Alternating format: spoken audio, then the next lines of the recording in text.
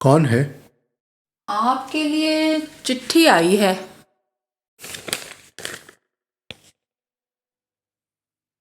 देव, मेरा नाम दीपक है। मैं इलाहाबाद का रहने वाला हूँ। यहीं पैदा हुआ, जवान हुआ, पढ़ा लिखा, दोस्त बने। इस शहर में रहकर मैंने हमेशा फख्र महसूस किया। हाई कोर्ट, यूनिवर्सिटी और गंगा को लेकर मन में हमेशा एक खुशी, एक सम्मान की भावना जागती थी। लगता कि कितनी अच्छी किस्मत है कि इस शहर में हूँ, जहाँ आनंद भवन है, जो अकबर और फिराक का शहर है। तुम सोच रहे होगे कि मैं ये सब क्यों लिख रहा हूँ। तुम क्या ये सब नहीं जानते? नहीं, मैं ये बताने की कोशिश कर रहा हूँ कि मेरे उद्देश्य, मेरे मानदंड और मेरे मकसद, मेरे गोल बहुत ऊंचे थे। माफ करना, मैंने तुम लिख दिया, मगर छोटे हो मुझसे, तुम कह सकता हूं। खैर, तो बात यूं है कि हमारी बहुत बड़ी हैसियत नहीं थी। मेरे माता पिता चाहते थे कि मैं बड़ा होकर एक ऊंचे दर्जे का सरकारी अफसर बनूं, जैसा कि वो बनना चाहते थे, जो उनका सपना था, मगर वो बन न सके। एक मामूली क्लर्क ही बन पाए। मैं पढ़ने में शुरू से ही अच्छा था, इसलिए उनकी उम्मीदें भी बढ़ती चली गईं। सब ठीक चल रहा था, मगर अचानक एक दिन एक दोस्त के साथ थिएटर देखने चला गया। नाटक देखते देखते मुझे यह एहसास होने लगा कि मुझे यही करना है, मुझे एक्टर बनना है। उस दिन के बाद मेरा सारा ध्यान इसी पर लग गया। मेरी पढ़ाई पिछड़ती देखकर मेरे पिताजी ने मुझसे पूछा। मैं पहले हिचका, मगर फिर मैंने उन्हें साफ साफ बता दिया। वो बहुत नाराज हुए। उन्होंने रात खाना भी नहीं खाया। मुझे लगा कि मैंने बहुत बड़ी गलती कर दी। मैंने उनसे माफी मांगी और फिर से पढ़ाई में जी जान से जुट गया।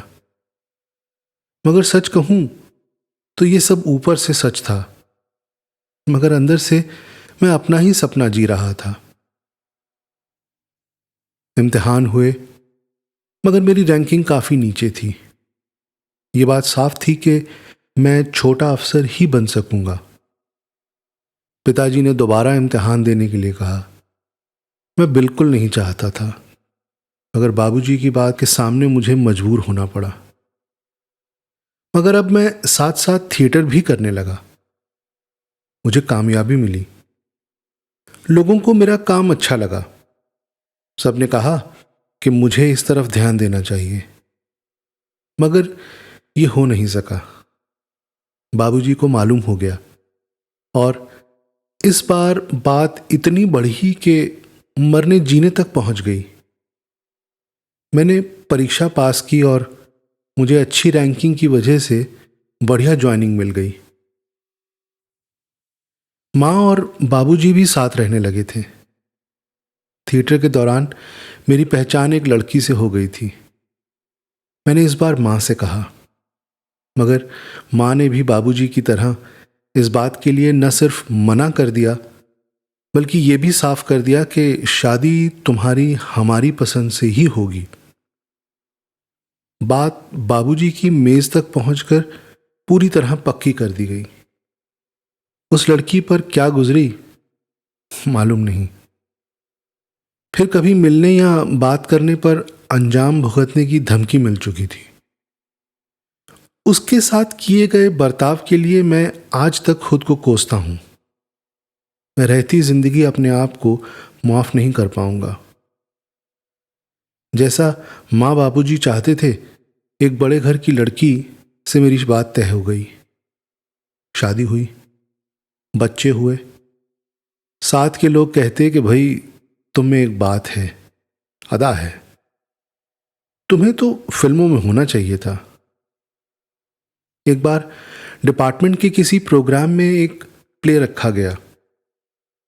सबने मुझे मनाया कि मैं उसमें एक रोल करूं। मैं फौरन तैयार हो गया, मगर ये बात मेरी पत्नी ने मारे खुशी के घर में सबके सामने कह दी। फिर जो हुआ वो लिखने की जरूरत नहीं है। उसने मुझसे माफी भी मांगी। वो हैरान थी कि ऐसा क्या हो गया। मैंने उसे समझाया कि वो परेशान ना हो, उसका कोई कसूर नहीं है। दिन गुजरते गए। पहले बाबूजी, फिर मां चल बसी। बच्चे बड़े हो गए। एक दिन मेरी बेटी एक पुराना एल्बम उठा लाई और कुछ तस्वीरें मुझे दिखाकर पूछने लगी कि ये किसकी हैं। वो बहुत हैरान हुई जब उसे ये मालूम हुआ कि ये मेरी ही तस्वीरें हैं। पापा, आपको तो हीरो बनना चाहिए था, उसने कहा। मैंने उन तस्वीरों को देखा और वापस उसी एल्बम में रख दिया।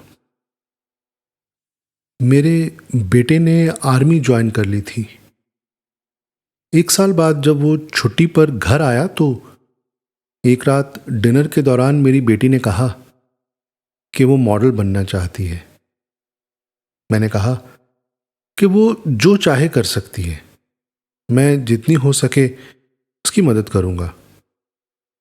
वो हैरान होकर बोली, पापा, आपने एक बार भी मना नहीं किया, जबकि मॉम तो कह रही थी कि ये सब नहीं चलेगा। पापा तो फौरन मना कर देंगे। मेरे बेटे को भी हैरानी हुई कि मां की मर्जी के खिलाफ आपने मेरे आर्मी में जाने के डिसीजन को सपोर्ट किया। मैंने दोनों से कहा कि वो जब कुछ ऐसा करेंगे कि मुझे उन्हें टोकना चाहिए तो जरूर टोकूंगा। रात मैं सो नहीं सका। ये बातें मैं किसी से कह नहीं सकता, पता नहीं कोई क्या समझेगा। सोचा तुमसे खत लिखकर बता दूं, जी हल्का हो जाएगा। अब ये सोचने का वक्त तो गुजर गया कि अगर मैं अपनी जिंदगी अपनी मर्जी से जीता तो ठीक होता या नहीं होता। मगर ये करने का वक्त अभी है कि मैं कम से कम अपने बच्चों को तो उनकी जिंदगी उनकी तरह से जीने दूं।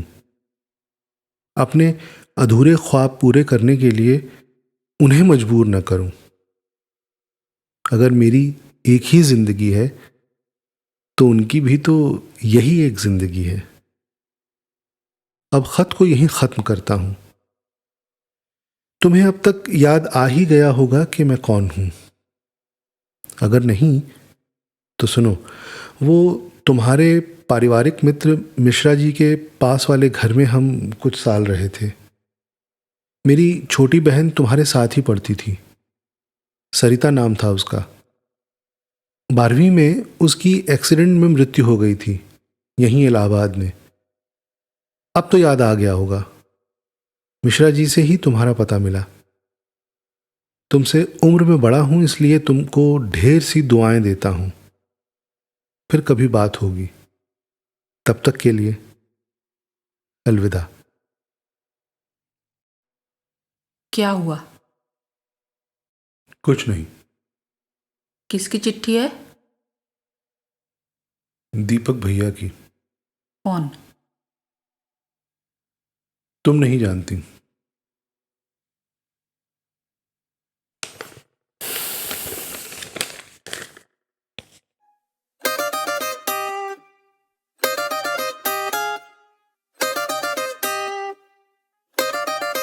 Star.